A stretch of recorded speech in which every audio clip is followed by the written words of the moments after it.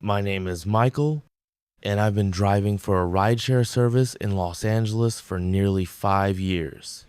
I usually work late shifts when the city lights are the only witnesses to the quiet hum of the night. Tonight, as I head out on another routine drive, I can't shake the uneasy feeling in the pit of my stomach.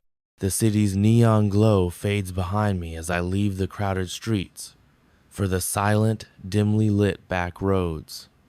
Everything seems ordinary until something about night starts to feel off.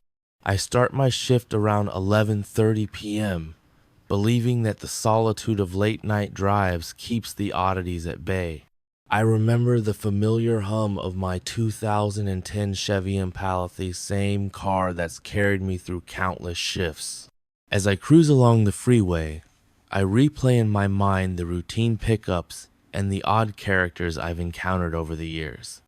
Tonight, though, the silence of the road is punctuated by the occasional distant siren and the echo of my own thoughts. At about 2:15 a.m., I receive a pickup request from a quiet suburban area on the outskirts of Los Angeles. The app directs me to a location near a rundown gas station, its flickering neon sign barely illuminating the dark surroundings. As I approach, a chill runs down my spine. The station appears deserted, and the parking lot is empty. Despite my apprehension, I decide to proceed, pulling up slowly as my headlights barely pierce the darkness. I spot a lone figure standing near the closed gas station, dressed in a worn leather jacket and a faded baseball cap. The man's appearance seems ordinary at first. However, his unnervingly steady gaze and hesitant movement before stepping into my car send shivers down my spine. Without a word, he slides into the back seat, and I feel the weight of his silence echoing in the cramped space of my car. As we pull away, I try to break the silence by turning on the radio. For a few seconds, static fills the car before a slow, haunting melody cuts through. The passenger remains unresponsive, his eyes fixed on the rearview mirror. Every time I steal a glance at him, it feels as though he's studying me. I ask softly if everything is all right, but he only nods, and the oppressive quiet deepens. As we pull away, I try to break the silence by turning on the radio. For a few seconds, static fills the car before a slow, haunting melody cuts through. The passenger remains unresponsive, his eyes fixed on the rearview mirror. Every time I steal a glance at him, it feels as though he's studying me. I ask softly if everything is all right, but he only nods, and the oppressive quiet deepens. We continue along an empty stretch of road where silence feels almost tangible. Suddenly, he turns to me and asks, "Ever wonder if your choices haunt you?" The question stops me cold. I force a smile, trying to deflect the unsettling tone, replying, "I try not to think about that."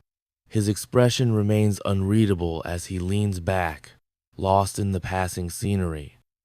In the ensuing silence, his voice softens and becomes almost confessional. He begins to recount fragments of a troubled pasta-lost family, a failed business, and mysterious events that have led him to this moment. His tone shifts between regret and anger, leaving me to wonder if every decision I've made has a hidden consequence lurking in the shadows. As we drive further into a secluded area, his confessions grow darker.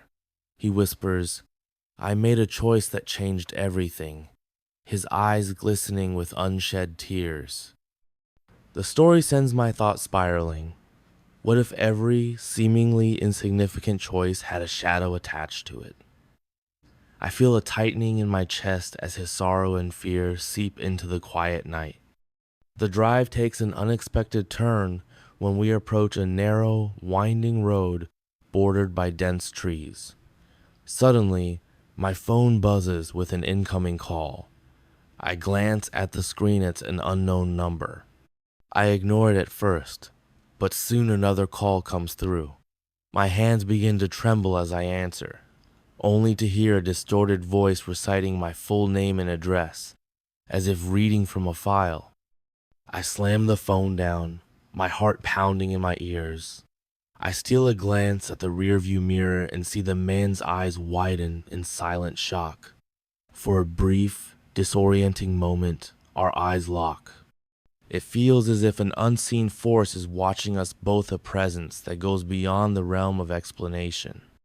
Now, fully unnerved, I decide to pull over at a deserted rest area. I tell him, I need a minute, and he silently nods in agreement. I step out to check my phone again, only to find another missed call and a series of cryptic text messages. Not all is as it seems. Watch your back. And your past is catching up. My mind races with possibilities as I return to my car. Back on the road, the tension escalates. The man's agitation grows, and he starts speaking in rapid, disjointed sentences about being followed by unseen forces, the ones who refuse to let you forget your sins. His voice rises with desperation as he warns, "They're coming for you, Michael." I grip the steering wheel tighter, my mind flooded with questions. The atmosphere in the car turns claustrophobic as the radio abruptly cuts out, leaving only the sound of my racing heartbeat. Every passing second feels like an eternity. I sense sweat trickling down my back as I inch closer to a small town, hoping that a brief touch of civilization might shatter this oppressive isolation. Entering the town of Riverside, a sleepy community that seems frozen in time, I pull into a modest diner for a cup of coffee. The dimly lit streets and hushed voices of locals only add to the eerie calm. At the counter, I overhear snippets of conversation about strange occurrences on deserted roads and unexplained calls in the dead of night. The weight of their whispered rumors leaves me unsettled. Leaving the diner, I resume my drive, my mind racing with questions. The unsettling atmosphere in the car has not lifted. Rather, the mysterious hints from the locals have deepened my sense of isolation.